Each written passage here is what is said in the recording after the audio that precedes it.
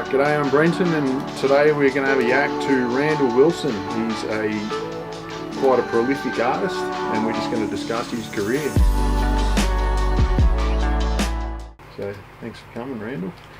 No worries, mate. Pleasure. All right. So, you were in the Navy for a while? I was in the Navy, yeah. Yep. Australian Navy. Yep. Served on Hobart DDGs as a radar operator. Yep. Spent 8 years in the Navy. Yeah, right. So, yeah. And then, so how did you get your start in artwork, painting? What in... Oh, in artwork, now that's a different kettle of fish. Right. Artwork, I was from a very young age. Yeah. My father, Ken, he worked for John Sands Card and Games Company. Yep. So I used to open up the cards and it was great drawing paper. Mm-hmm. And we didn't have a telly until 1967, I think, and 1965 or something like that. I can't remember. Yeah. So I did a lot of drawing, yeah. Yep. And you know, that led to modelling. Yep. So that's where my ability to draw comes from. So, right back, you know. So you started drawing and then got into painting fairly young as well? No, I drew with pencils most of the time. I didn't have an interest in art at all. I just used to draw though. Yeah. And it wasn't till well after the Navy that I actually started painting. But, Yeah, okay. What, like when you were a kid, what sort of things did you draw? Were you fascinated by machinery or? Yeah, I used to, as kids back in the 60s, you know, airfix kits and frog kits were the go. Yep. So, you know, I'd caddy for Dad during the weekend, then rush up to the newsagents, Elizabeth Street newsagents, get my model kit, Yeah. whether it be, it was ships those days, 700 scale. Yeah, okay. And I used to look at, I used to love Roy and Ron Huxley's artwork from Airfix. Yeah. That's what got me inspired. I used to look at their kits of the ships Yeah. and think, wow, you know. And I was into ships at a very young age. Dad right. used to take me down to the docks, Hobart being a working port back in those days. A lot of English ships, P&O, Orient Lines, Yep. Orosova, Aronsay, and all those used to come to Hobart, offload passengers, Yep. load up apples. And my uncle David and Uncle Eric, they had fruit orchards up north. Mm. So a lot of their stuff, you know, got sent over to the UK. But Dad used to take me down to the ships all the time. Used to love it. Yep. In fact, my youngest memory, I think I was about 5 or 6 maybe, and I can still smell and picture it today. I was hanging on to Dad's hand, and it was Victoria Pier, and HMS Melbourne was in, and I can still smell today the diesel fumes, Yeah, right. aviation gas, avgas. Yep. Still smell it, believe it or not. Yeah, right. You know, and the noise, the hum of the ventilators, and I stood there for hours apparently. I was in awe. So yeah, very young, I had ambitions to join the Navy. Yep. And then continued your artwork, and then, so what was your first subject when you started oil painting? My first painting ever, which I'll show you later on, was a portrait of Mum and Dad. Right, okay. No, I own that, guess. so Yep. now Mum and Dad have passed away, but Yep. my first warship was the Bismarck. Roy Hakim owns that. Yep. I got interested I wanted to become an artist. Yep. From a very young age. When I got out, in the Navy days, I didn't have an inkling of doing artwork. I used to do the fancy artwork on board the ship, you know, the pennant numbers, that sort of thing. I'll hang off the bow on a plank and in Sydney Harbour and do the numbers, whatever. Yeah. But I didn't have an interest at all back Yeah, okay. then. I was too young, you Yeah. know, like Yeah. into drinking, you know. Yeah. But it wasn't until I got out of the Navy that a conscious decision was made up here that, yeah, I want to be an artist. So to do that, I did go to art school briefly, but I had to travel from Frankston to Paran Art School. Yep. And I couldn't be bothered with that, you know, like it just became too much of a nightmare. So I'm self-taught, so to teach myself, I did that during the day, which meant getting a job at night time. So Yep. in the very early days, very late 70s, I opened up the first reggae bar in Melbourne. Yeah, in, okay. Frankston, behind the Pancake Parlour, called Club 448. Yep. Very cool bar Yeah. for its day, very cool. What is it now? Well, it's the building, Shame, great shame to Frankston. Shame, shame, shame on you, Frankston. The building has been torn down. However, they did get me a few years back. They got me down to Frankston because I did a mural in the pancake parlour, and my club was behind, adjoining the same building. Philip Malcolm used to own Pancakes along with two others that I can't remember, and the tavern that was out the back. Club 448 was upstairs, but I did this wonderful mural in the pancake parlour. Alice in Wonderland sort of stuff. Okay. But very, I don't know if I can say this, drug orientated. Beautiful mural, and Frankston Council got me back to officially photograph. The place had been ransacked, but the mural was in perfect condition, and they wanted to photograph it before the building got ripped down. So they got me back. Right, okay. And so now I've forgotten what the question was. Well, so you started painting, then how did you get the job with Trumpeter? Like what Trumpeter's sort of a long exposure story. did you get? Getting the job with Trumpeter, got to go further back than that. As I said to you guys before, I went over to the States with Graham Malcolm, a good mate of mine. We took a couple of paintings and prints over. There we at the Oshkosh Air Show, which is awesome. There we met Ed Kaminsky. He runs the US Military Gallery, him and his wife.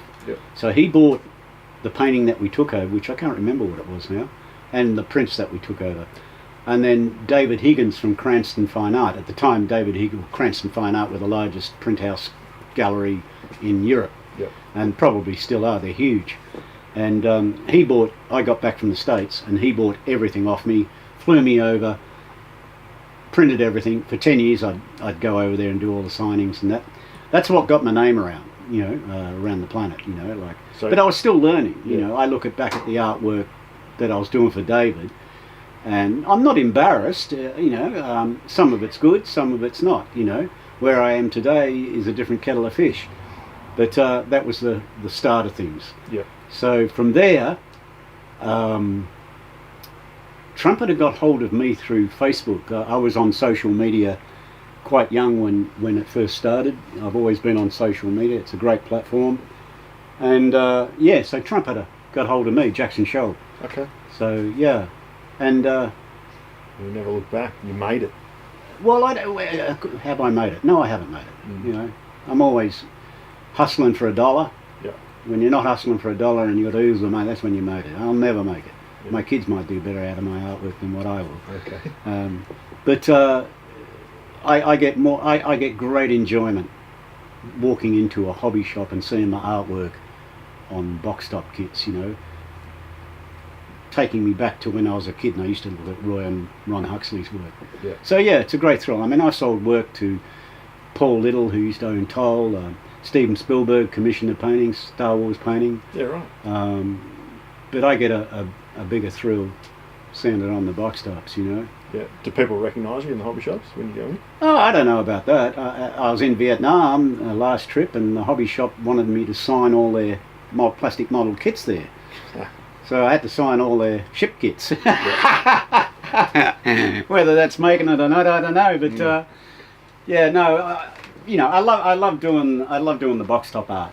So And what's your favourite ship painting? Ships. I don't have a favourite. I used to. I'll show you later. My favourite painting. I don't have favourites. I don't have favourites. But I'll show you one that's not box top art. It's the USS Enterprise head on. It's an in-your-face, what I call lounge room art. During their global tour in the 60s, but it's got Spock, McCoy, James T. Kirk on the bow. But I do have favourites. My American client, I won't name him, great guy. I've done some wonderful work. Tirpitz I did for him. I've done some very good paintings for him. In terms of the box art painting's slightly different than doing something for a private commission. How far in advance does Trumpeter get in touch with you with what they want? They've been good recently. They give me enough time. Sometimes it hasn't been. It's been a real rush job, but I'm fortunate that I can be up at 5 and work till the wee hours and have it done. So it's fairly late in the process. Like Yeah, it is. For that, Trumpeter, yeah. they've got the kit ready and complete, just about ready to release. I couldn't and say then they that. contact I know you. they're, well, obviously they're getting close to sales, when they ordered the box art, yes. Yep. So that's packaging, Yep. so I assume the kit's already done. I get their CAD drawings, Yeah. CAD pictures, etc., etc. Yep. So yeah, it's it's not far down the way. Do you have much input in the design of the kit itself? For No. The Trumpeter? No. If it was up to me, maybe a different kettle of fish. Yeah. No, I have no input whatsoever. Right. I just do the box art. Yeah. What about your materials? Are you fussy with brushes and paints and I'm things not like that? fussy. Do you have a favourite brand or anything? No, I'm not fussy because I'm always bucking for a dollar. Yeah. So I'm very conscious of how I spend my money. Yeah. I don't buy expensive brushes. Yeah. I think it's crap. Yep. I buy cheap brushes. They're great brushes, modelling brushes, Teflon, disposable, 3 paintings, 4 paintings and throw them away. Yep. $3, $4.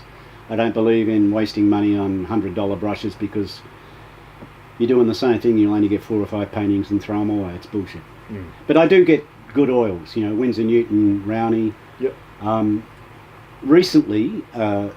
Recently I've been getting Chinese oils. I wouldn't use them on top of the painting. I use them particularly with ship work, doing the oceans. I'll base coat with the cheaper.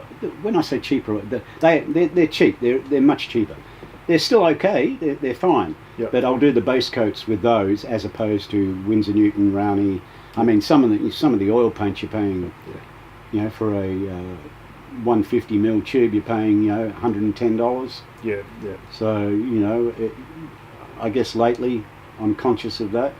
And what do you keep? You only have a select range of colours, and you just mix what you need from those. Yeah. I mean, when I win Tats Lotto, I'll lash out at the Melbourne art suppliers, and I'll buy several $1,000s worth of oils just to be able to look at them in the studio. Yep. And I'll have a proper studio too. Do you spend a lot of time researching correct colour schemes and things like that? No? No, time's money. Yep, okay. I'm on deadlines most of the time. Yep. It's different when private commissions. Yep.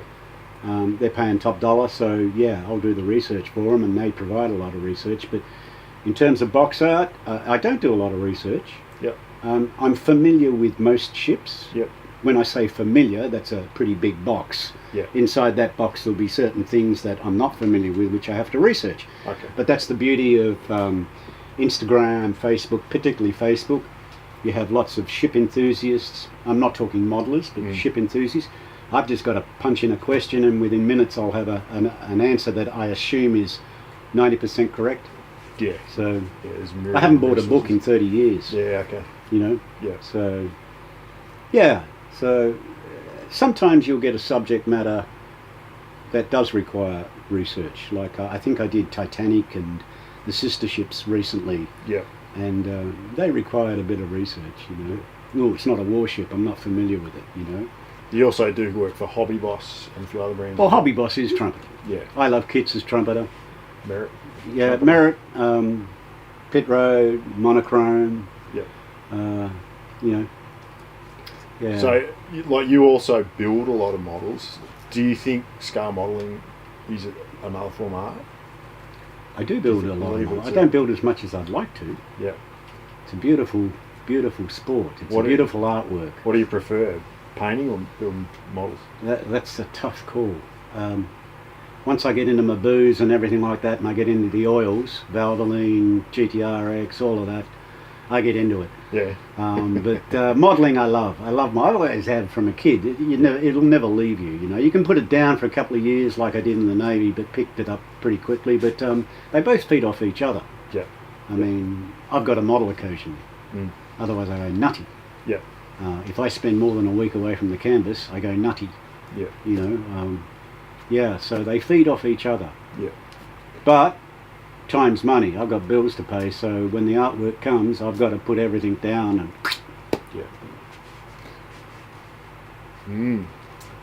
yeah. So what are you working on at the moment? What, paintings or models? Yeah. Paintings. Paintings. Yeah. Wow. I just finished this one for myself. Yep. It's not too often I do a painting for myself. The last one I did was the Enterprise, which I'll show you. Yep. That was about 25, 30 years ago. So this is an opportunity, but then I did that for myself, but then a good friend of mine, he's the oldest serving sailor in the Royal Australian Navy, Marty Grogan, Warrant Officer Marty Grogan. I think he was 72 when he retired from the Navy. I did a beautiful portrait of him when he retired, and on the same painting, I'll show you the picture of it later, I did him as a junior recruit. So it's him in his 70s and when he was 17 with their arms around each other. But his son, Darren, is Rear Admiral Darren Grogan, right? Now, he was the naval attaché in Washington up until recently. Okay. Now, while he was over there, he came in contact with Newport News. These are the companies that build these mothers.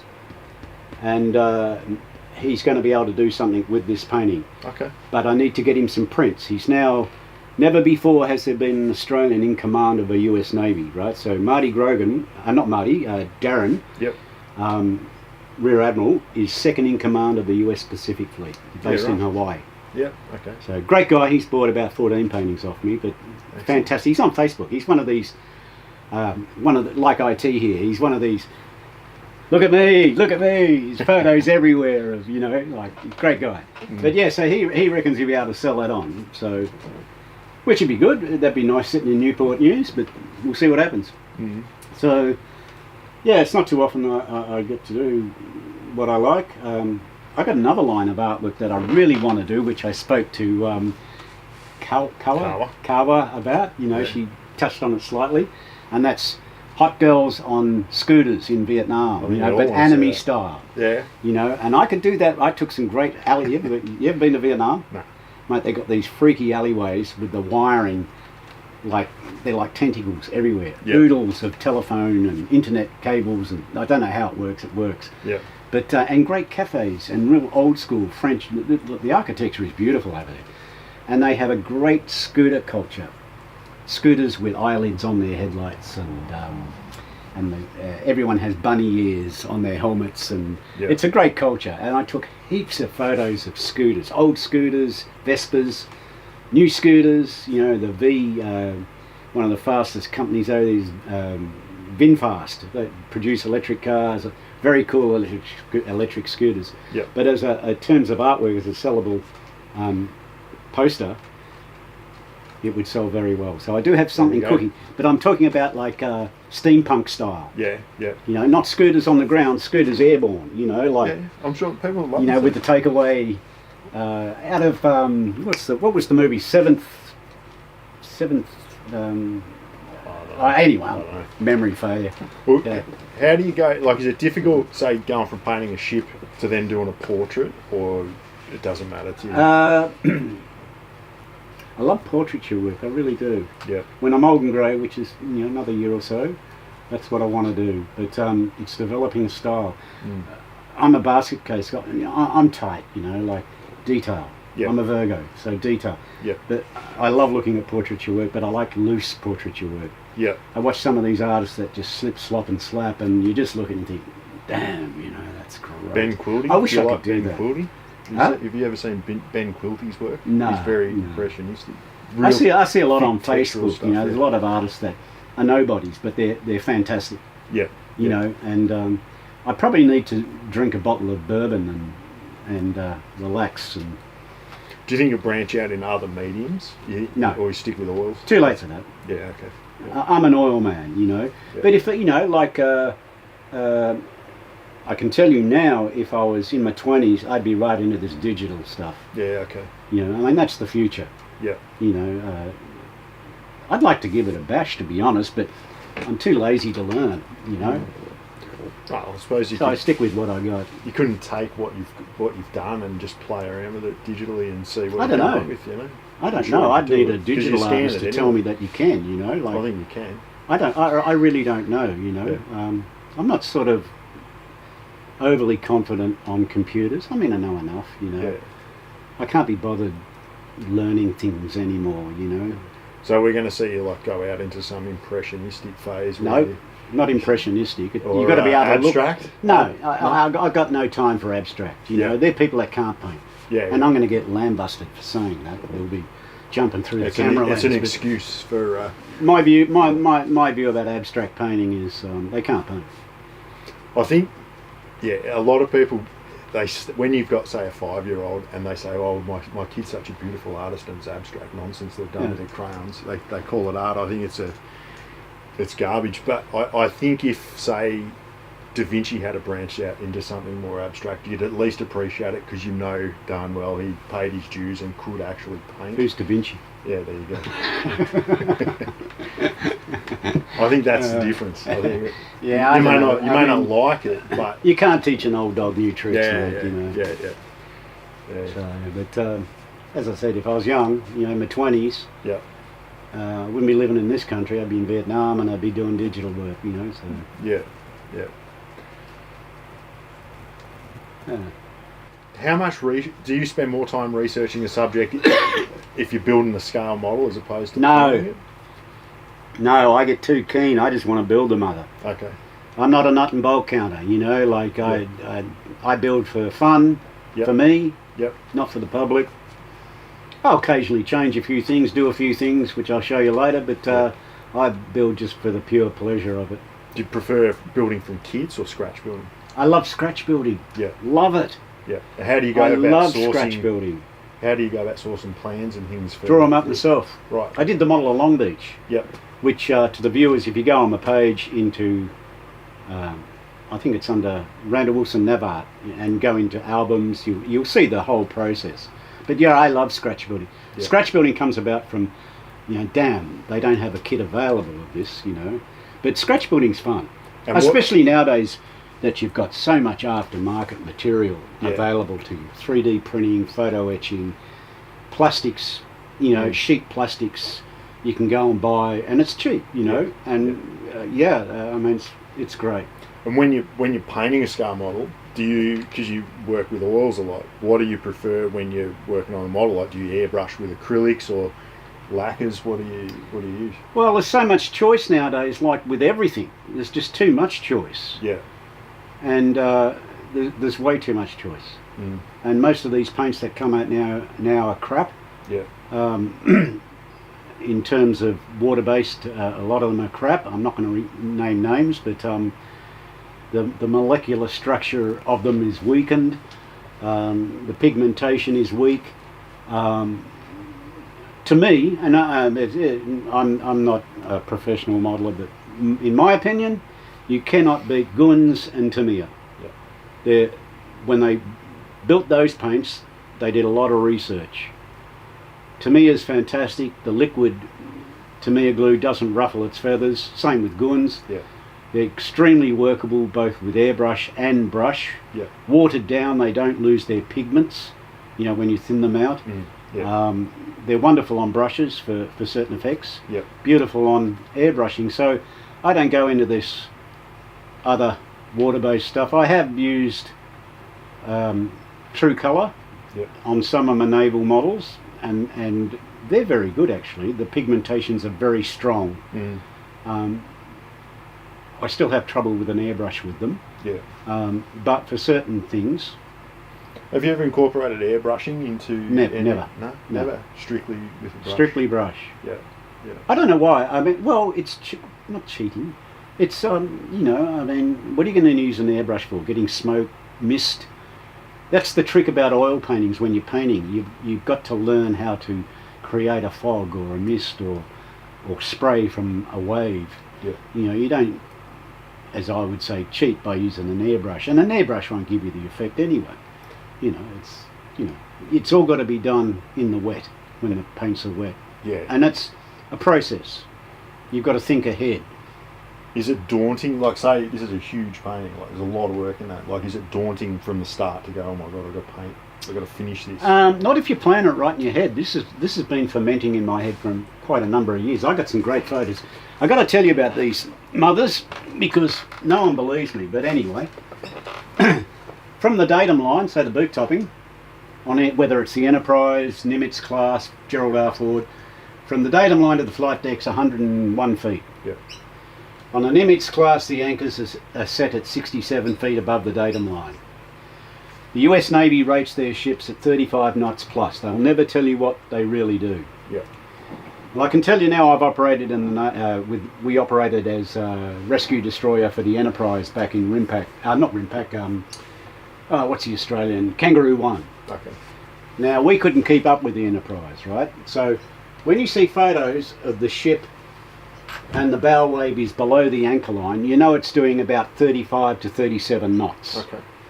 Right? When it's above the anchor, 70 feet, it's doing in excess of 45 knots. Yeah. And it's pushing thousands of tons of water, literally pushing. Yeah. Yeah. Phenomenal speeds. Yeah. An example, I think it was the it wasn't the Truman, Carl Vinson, Gulf War 1, she departed Norfolk Naval Base. 3 days and 1 night later she was in the Red Sea operating. That's unreal. No unescorted, no ship could keep up with her. They were surfing in the Med when she went through. Yeah. So if you work out the distance, her mean average speed was 46.5 knots. Yeah. Yeah. So they hump. Yeah. They hump. Yeah. But, planning a painting, like I mentally, when I'm doing one painting, I'm already thinking about the next. So I've been thinking about this painting for a long time, and it's very much like building a model. Yeah. Start with the background and you work forward. Painting the ship, you start at one end and you visualize it like it's a model. Yep. Painting the tackam bulb or the elevator sponsons, you can see the curvature and you understand, what it's like. How many, do you have a lot of photographic references? Yeah, heaps of. Especially something this modern, it'd be pretty easy to get photos. Yeah, there's some great reference. Ray Bean, American photographer, he spends most of his life photographing carriers. He's got some wonderful photographs. Yeah. But, it's all about brush strokes as well, like the hull. You don't brush the hull this way when you're painting. You don't do it this way because it's not going that way. It's downwards. Yeah. The hull is down and it starts taking shape. These brush strokes go this way, not that way, this way. Yeah. And then that way. So you've got to keep in mind the 3D effect and the real thing, the shape of it. There's a lot of blending in there. That'd be wet on wet. Yeah, wet on wet. It's important to blend them. You have to understand what what you're doing. So you need to, at a certain stage of the oil paint, you need to blend them when they're still wet. Yeah. Other times you have to let them get tacky, depending on the effect you want. So. And you work dark to light typically? No, not at all. No.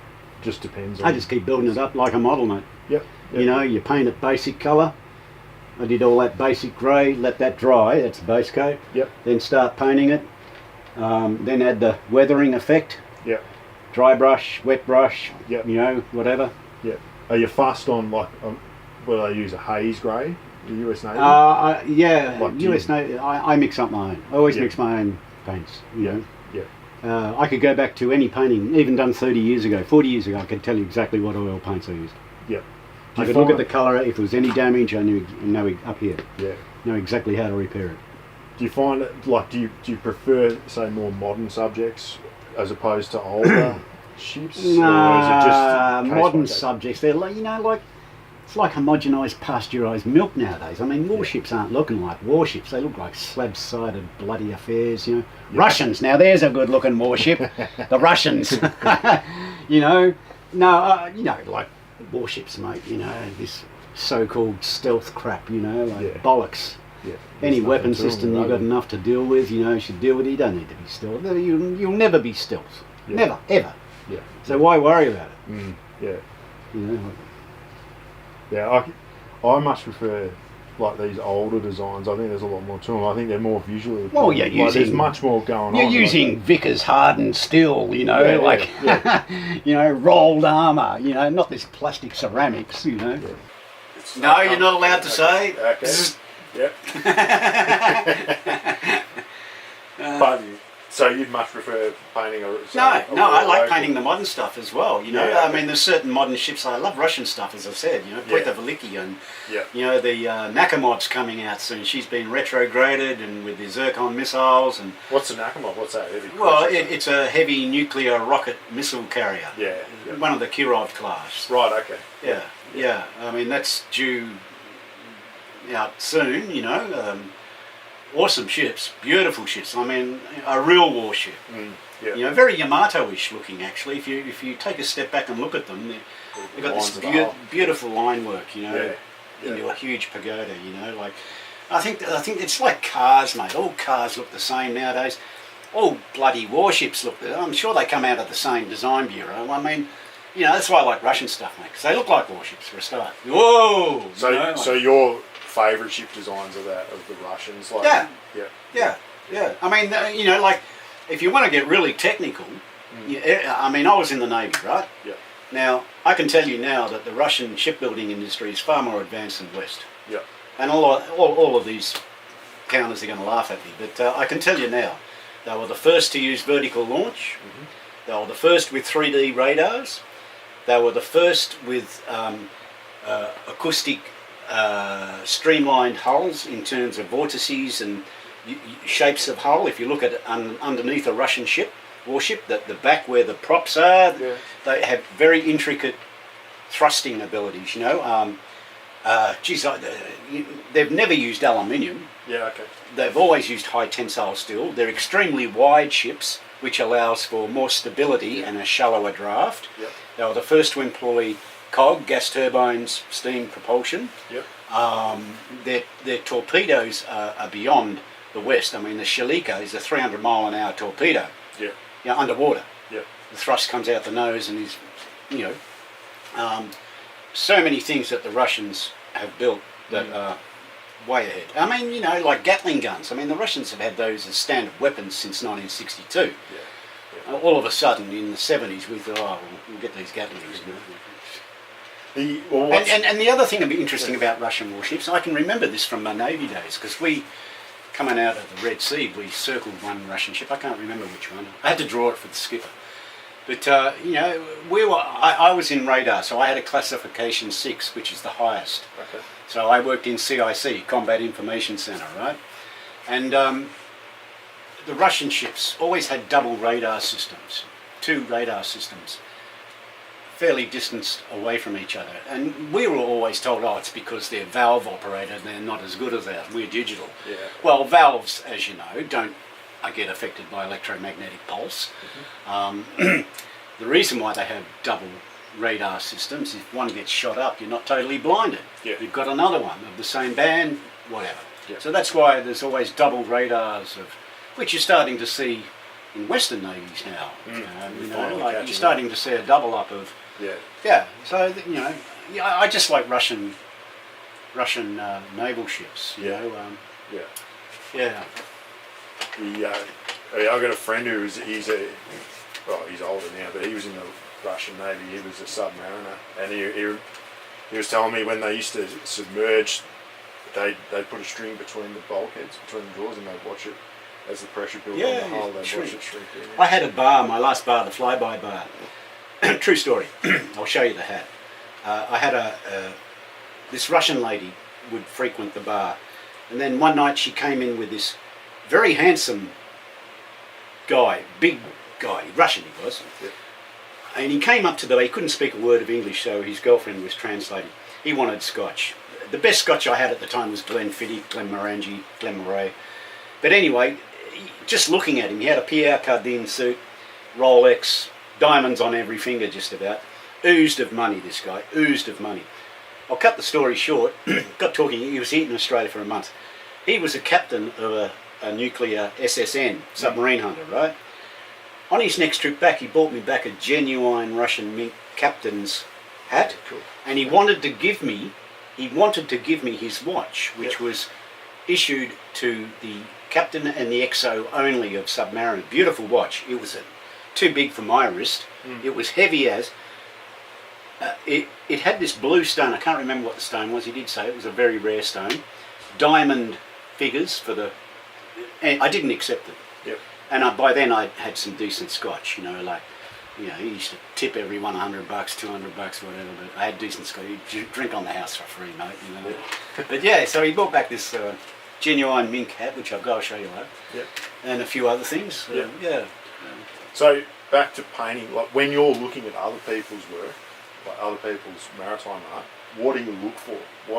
What things do you enjoy seeing in artwork And what things do you hate when you're looking at other people's work? I don't hate anything nowadays at my age. Probably 40 years ago I would have said something, but now I enjoy looking at other people's artwork. I'm not one to criticise. Do you have some favourite contemporary artists? I mean, yeah, I don't know. Robert Taylor was always my idol. Yeah. He's passed away now. His son Richard's very good, but Robert had this ability to be able to, mainly aircraft. He did do some lovely ships, but particularly with his aircraft. But if you took away the aircraft, it was always a painting, even if you take the plane out of it. Yeah. Most of the artists nowadays tend to focus on too much activity. Okay. Yeah, going on in the air. There's some great artists out there. Yeah, there is. And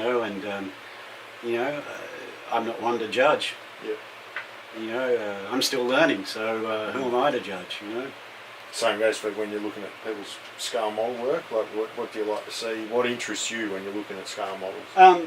Well, there's nothing particular about a model. I just visually, if I look at it and think, hell yeah, Yeah. Yeah. I don't go counting nuts and bolts. Yeah. What's your plan next? What's your plan for your next scratch build? Wow, the plan. If you have one. I tell you, folks, I'm on a time limit now. I'm about to expire over the years. I don't know what I've got left in me. I've had a few scares, but I've got Poita Veliki 200 scale is what I want to do. I've got the paper kit from Poland, and the idea is to transfer all of that onto sheet plastic. The 3D printing that's available now is just unbelievable. So, weapon systems, radars, all that is readily available. It'd be Poita Veliki, and I'd like to do my old girl, Hobart. I did start a 1/72nd scale one, but that was a long time ago, and my modelling's changed. But yeah, I'd like to do maybe Hobart. Do you have trumpeters here? Can you? No, I got do no. you tell No. them, Do I have? say, hey, if I had trumpeters here, this is what I want. I'd be on the phone, and Yeah. Kawasaki here would be translating for me every day. Yeah. I don't have their ear. No, they don't listen to me, mate. Yeah. Okay. What do you know any of the process there? Like, what influences their decisions when they I don't decide know. we're going to make I a don't kit? know what influence. It's a mystery to me. Yeah. Okay. I reckon it's put the hand in the teapot and pull See out. what comes out. Yep, that's it. Yeah. I'd love to go over there. Yeah. I would like to. I will one day go over there and see the whole process of A to B, Yeah. C, D, and E. Yeah. Do they send you preview kits and things like that? No. Come on. Yeah, I thought I'm not on their payroll. I thought I imagined you'd be consulted on the entire process just because of your knowledge. So. No. All that goes by the wayside, mate. Yeah. Okay. Yeah. Yeah.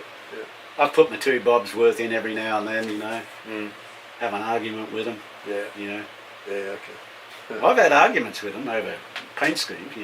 I'm not changing it because you think of that. This is how it was back in that year. Yeah. Take it or leave it. Simple. Do you have particular camo schemes that you love? Like they say Shipside grey and underway. Haze grey. That's Camouflage ships. The problem with camouflage ships in a painting is you've got to be. This is what Trumpeter don't understand. Camouflage ships. It's a fine line for me because I've got to do the colours that they want. Otherwise it gets rejected. But in real life, certain colours dissipate in distance. And even in the foreground, certain colours, a hull going through water just gets ripped off. I don't know if you've seen a real hull in water, it just takes off sheets of paint. Yeah. And, it's not perfect. We need this perfect. So they give you pointers as to what, regardless of historical accuracy. They try and give me pointers, and I'm always open. I'm always open, and I'm willing to change. One painting I did 3 times before they accepted it. Yeah. Which was, and they were right. By the time I got to the 3rd one, it was a bloody good painting. Yeah. But at other times they're totally wrong. Yeah. Totally wrong. They just don't understand. So, but that's hey. Like I'm not bagging Trumpeter, mate, because without Trumpeter we'd be living in the dark ages of Tamiya. Yeah. Exactly. Trumpeter kicked booty. From 1/16 scale. The ships. Jesus Christ, you know, made Russian ships, you know, yay, hoorah, hoorah. So have there been some of the subjects you've done for Trumpeter? Have there been ones that have been just pricks to do? Yeah, like every step of the way? Titanic. Yeah. Titanic and assistance. Boring. Yeah. What, even the Olympic with Yeah, her, boring as hell, mate. with her dad? God, no guns, mate. Boring. Boring damn things. Had a couple of little ones. Pea shooters, mate. Boring. Just boring. And you never got bogged down in it. Or those ones you were saying you had to really. I had to get drag a lot of myself research. out of bed to get those done. Yeah, okay. You know, Yeah. literally. Drag myself out. And like if they do several iterations, like a 350 scale, a 700 scale, and a 200 scale, for example, like do they want the same painting for? I used to do a lot of their 700 scale box art, but I've been all non-void walking around like your pretty boy Floyd, you know, like they're all Photoshopped now. Yeah. You know, won't be long before I'm gone. So they're not using the same paint, like they want a different painting for each style. Yeah, why not? You know, Photoshop's cheap. Nasty, cheap, nasty, cheap, nasty, cheap. Yeah, quick and easy. Yeah. I mean, you know, I think you said it before. You go to a hobby shop. What do you like looking at? Box Box art. tops. Yeah. You know. Take that away. Wow. If it's a cheap and nasty box art, Yeah, you ain't going to buy it the doesn't kit. say much about the kid. No, himself, that's does it? right. That's right. So, and the hobby shops, I think more than just a simple transaction. It's an experience for people. Like it's fun. You want to go there, talk about models, and look at cool stuff. I'll admit it. As a kid, you know, I mean, the biggest toy shop in Hobart at the time was Elizabeth Street News Agency. Yeah. And as a kid, we used to go up there on a Saturday morning. We'd even peel off the price sticker, and put a cheaper one on. That's why we got no price. You know, but you know, you'd look at the box arts and Yeah. You keep the boxes once you've built a kit? No, I don't Chuck throw them out, mate. Yeah. I got the original. Yeah. I don't need the Yeah, box. Oh, you know, like everything I do goes digital. You know, it's all scanned. So if anybody wants a print, Are you like when you start looking at your own artwork, when you see it time and time again, are you real picky and start staring and thinking of what you could have done better? there's not too many paintings where there's always. I mean, a painting's never finished. Yeah. You know, I get up in the morning with this, say, right, and you know, get here with my coffee and cigarette, and I think, oh shit, I've missed that. You know, I've got to do that. So I'll do it, but you know, you're always looking at something. Like this bit of water still frustrates me. Yeah. You know, Nick will criticise. You know, Nick, he'll criticise. He's fresh eyes. Yeah. He'll come in and say, no, that's wrong, Randall. Yeah. You know, and I need that. Because when your nose is 12 inches away from the canvas 24/7, you know, 6 days a week, you get lost in it. You know? Yeah.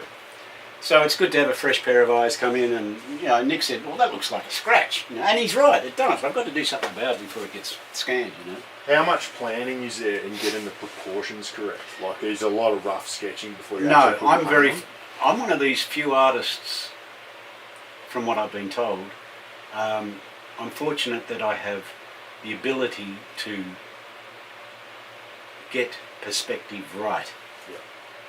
Perspective is a difficult thing. I don't draw horizon lines, and I used to in the early days. Yeah, I'd get the string and put horizon lines and vertical, you know, like the triangle system where you can move. It's all by eye now. Yeah. You know, my eyes will tell me if there's something wrong. You know, like. Being oils. And the best way to look at that is to stand back, and the best way to do that is to take a photo of it, get on the computer, load up your photo, and you'll immediately see that doesn't look right. Yeah, flip it upside down. Yeah, what? No, just because it's compressed, and you know, no, that's got to change. You know, so like I had trouble with this. I had the water actually up here, Right. and it was actually looking like the ship was perspectively not right. Yeah. And it was giving me the shits. Yeah. And I photographed it and sat down and I thought, WTF, you know, like, there's the problem. So what I did was, I got rid of the water way up here and brought it right back down to the boot topping, which tended to visually make it correct. Balance it out. So I was happy about that, you know, in relation to Ronnie Reagan, you know, like the perspective. I actually got the string out to test, and yeah, you know, horizon line, blah, blah, blah, bring it down, you know, yeah, all good. Yeah. But it was just that visual thing here that upset. It wasn't incorrect, as the painting, it wasn't incorrect. As in real life, as a ship, it wasn't incorrect. Yeah. It's just that visually, it made it incorrect. Are you conscious of like proportion? Yeah. Like composition. Yeah, I mean, like, are you consciously going, all right, I want a third to be water. I third just to be. I just beam it up and roughly work it out. I was going to have a fourth carrier in here, but it would have got too much. I was also going to have a couple of aircraft, but what I wanted was I didn't want combat air. I wanted combat air patrol cap aircraft. Yeah. But because the Ford is the future, Yeah. I wanted drones, fighter drones. Yeah. Yeah. And I was going to do one inverted with the robot giving them the bird, and I wanted to put them up there, but it was too far off in the distance to be of any value. Yeah. And if I brought it forward, then it takes your eye away from the subject matter. And Nick agreed, so we left the aircraft out in the end. But I would have loved to have done the drones, because that is the future. Yeah. Combat air patrol drones, no pilots. Just one inverted. 4 ships would throw it out of dance. You always got to go odd numbers, don't you? You always go 3s. Yeah, and I don't know. 5s. I could still drop another Nimitz over there, and visually it wouldn't alter anything, but it would be busy. But just leave it at that. Yeah. Yeah. I'm over it. I'm on to the next one. Yeah. My head's already left that. Moved on. Yeah. So, There's yeah. so much you can do. Yeah. Yeah. Yeah. It's very impressive. Yeah. So how are we doing? It's time to wind it up. What do you reckon? Had enough. No, Yeah, I'm easy. Whatever. Talk enough about anything else you want to discuss? No. No? Okay. All right then. Certainly not on covered camera. all the questions. Covered all the questions that you'd like. Yeah, I think we're And then just close out, right? Close up, yeah. Just close it out. alright. Thank Randall, and you've watched this video brought to you by Hearns Hobbies, eh? Alright. Yeah. Well, Randall, thanks for your time and discussing your art and everything else. It's been really interesting. So we Thank really you. Appreciate it, mate. Yeah, no, many thanks. This is for posterity, because, as I said in the beginning, I've never ever been interviewed, which I find sad. I mean, as far as I know, I'm the only box top artist in Australia, and so I thank you. I thank you. So when I'm dead and gone, damn. Thanks, boss, for coming all the way from Dubai. You're welcome. Thank you for your time.